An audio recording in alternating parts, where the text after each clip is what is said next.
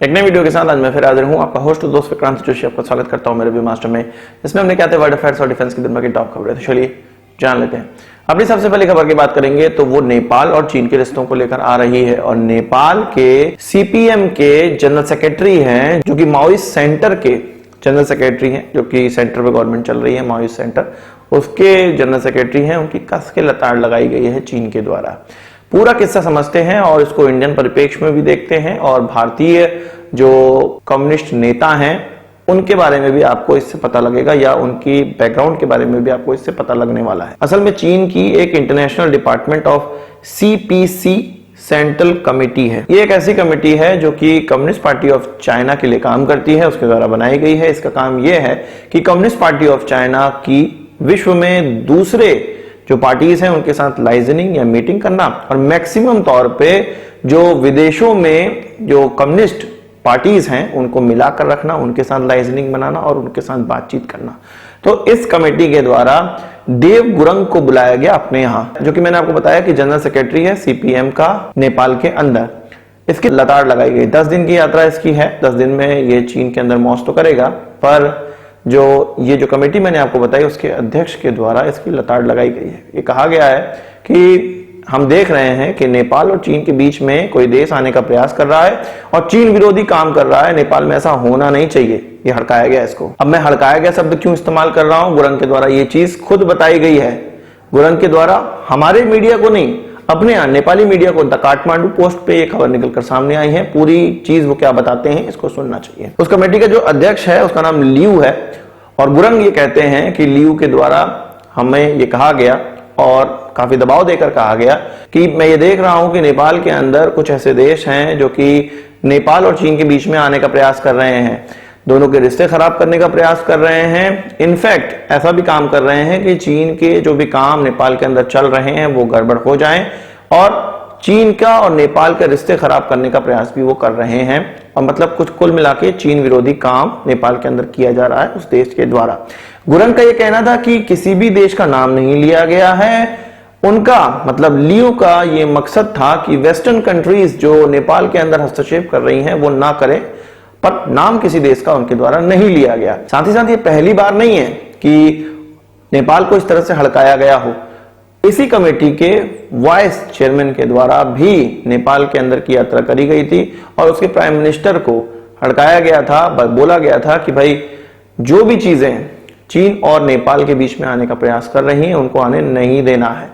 देव गुरंग का क्या वहां पर रिप्लाई था, जो कि उसने काठमांडू पोस्ट को बताया। देव गुरंग का यह कहना था कि हाँ, हम ये जानते हैं कि कुछ शक्तियां हम दोनों ही देशों के बीच में आने का प्रयास कर रही हैं। हम इस मिसअंडरस्टैंडिंग को दूर करने का प्रयास करेंगे और चीन और नेपाल के रिश्ते अच्छे बनेंगे, ये देव गुरंग का कहना है। इसके अलावा काठमांडू पोस्ट में यह भी निकलकर सामने आया कि चीन इसलिए भी परेशान है क्योंकि नेपाल की तरफ से अभी भी जो बॉर्डर रोड इनिशिएटिव के तहत नेपाल के अंदर काम होना है, चीन के द्वारा काम करना है। नेपाल ने वो साइट्स नहीं बताई हैं, या वो जगह या वो कॉर्पोरेशन के एरिया नहीं बताए हैं कि जहां पर चीन काम कर सके।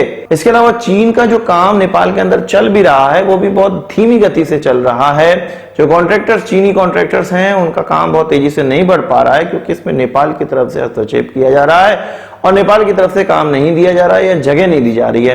और कुल मिला के चीन इसीलिए परेशान है कि नेपाल, तुम हमारे सानिध्य में हो और तुम्हारे यहाँ हमारा काम कैसे नहीं हो पा रहा, ये कौन सा देश है? या उसने बताया भी हो कि ये देश से दूरी बनाए रखो और चीन के खिलाफ काम ना होने दो। कौन देश हो सकता है? मैक्सिमम तौर पे भारत हो सकता है और वेस्टर्न कंट्रीज और यूएस हो सकता है। आपका इस पर क्या कहना है? कमेंट बॉक्स में जरूर बताइए कि वो कौन सा देश हो सकता है। बहरहाल इससे हमें ये चीज समझना चाहिए कि चीन के द्वारा कम्युनिस्ट पार्टी, जो भी पूरे विश्व की कम्युनिस्ट पार्टी है, उनके साथ इस प्रकार का व्यवहार किया जाता है। दोस्ताना व्यवहार भी होगा, उनको सिखाने वाला व्यवहार भी होगा, उनसे काम निकलवाने वाला व्यवहार भी होगा।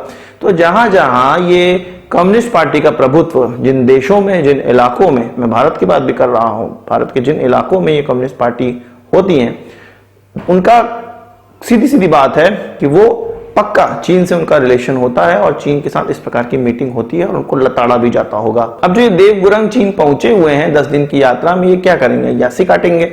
अब यासी काटने के बाद जब ये नेपाल वापस पहुंचेंगे तो किसके लॉयल रहेंगे, किसके लिए बोलेंगे? चीन के लिए बोलेंगे। और यही चीज नेपाल के अंदर चल रही है। जब तक वहां की कम्युनिस्ट गवर्नमेंट नहीं हटेगी, नेपाल कभी भी भारत का मित्र देश नहीं हो सकता है। और हमें ये गांठ बांध लेना चाहिए कि नेपाल भारत का मित्र देश नहीं है। भले ही वो एक हिंदू राष्ट्र है, वहां के लोग हिंदू हैं, पर वो हमारा मित्र देश नहीं है। यह हमें गांठ बांध लेना चाहिए। जो नेपाली भाई बंधु देख रहे होंगे, आप भले ही भारतीयों को भाई मानते होंगे, पर एज अ देश नेपाल में जो गवर्नमेंट चल रही है वो भारत के लिए सहायक गवर्नमेंट नहीं है, वो चीन के लिए लॉयल गवर्नमेंट है। और ये कंफर्म बात है। लॉयल्टी की बात करें तो पाकिस्तान में भी एक लॉयल गवर्नमेंट चल रही है, वो है अमेरिका के लॉयल गवर्नमेंट।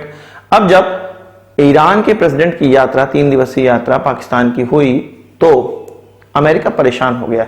अमेरिका गुस्से में है। पाकिस्तान को हिदायत भी दे दी गई है कि पाकिस्तान, तुम जो ईरान के साथ एमओयू साइन कर रहे हो, 8 मुद्दों पे एमओयू साइन हुआ है, जो एमओयू साइन कर रहे हो कोई भी चीजें आगे बढ़नी नहीं चाहिए। अगर बढ़ती हैं तो उस एंटिटी पे सैंक्शंस लगा दिए जाएंगे।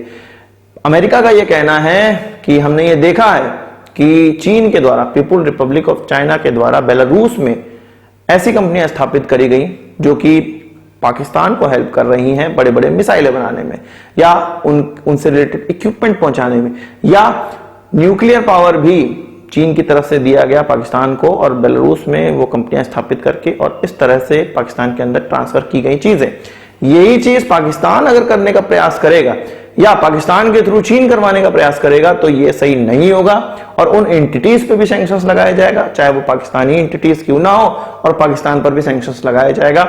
वैसे पाकिस्तान ने कोई न्यूक्लियर एमओयू पे साइन नहीं किया, न्यूक्लियर डील वाली एमओयू पे साइन नहीं किया, पर किसी को विश्वास है नहीं पाकिस्तान पे कि किस डील साइन करने के नाम पे क्या चीज वो ईरान के अंदर पहुंचा दे।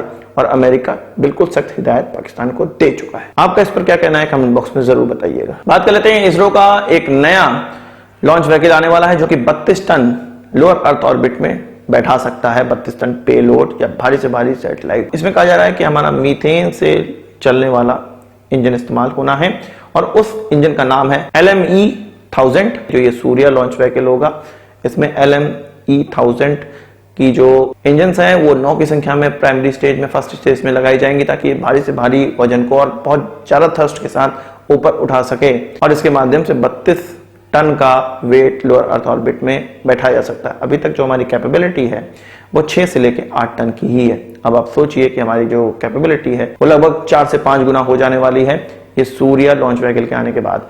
डेट क्लियर नहीं है पर इसरो ने कहा है तो वो कर ही के रहेगा। आज के इस वीडियो के लिए बस इतना ही। आशा करता हूँ वीडियो पसंद आई होगी, आप उसको एक बड़ा सा जरूर देंगे। इस वीडियो संबंधी सवाल सुझाव कमेंट बॉक्स में लाइएगा और यदि आपने मेरा चैनल सब्सक्राइब नहीं किया उसे भी कर लीजिए क्योंकि हम इस तरह की वीडियो लाते रहते हैं। नमस्कार, थैंक यू, जय हिंद।